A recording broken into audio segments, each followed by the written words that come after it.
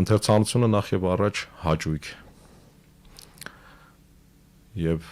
այդ հաճույքը մաս է կազմում մի ավելի մեծ հաճույքի, որը ճանաչողության հաճույքն է։ Եվ նա էլ մաս է կազմում մի ավելի մեծ հաճույքի, որը ճշմարտության որոնման հաճույքն է։ Ինքնաճանաչման գուցե, հա։ Ինքնաճանաչողության, աշխարհաճանաչողության, հա, հայրենաճանաչության նաև։ Ուստի, երբ որ այդ հաճույքը այսօր փոխարինվում է պայմանական ասած ճակերտավոր հաճույքով, այսինքն զվարճանքներով,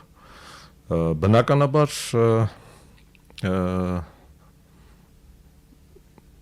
դուրս է մնում, այսինքն, թե գիրքը, թե իմացությունը, թե ճանաչողությունը։ Եվ եթե մի քիչ ավելի սրեմ, այսպես ասած, խնդիրը, մեր բոլոր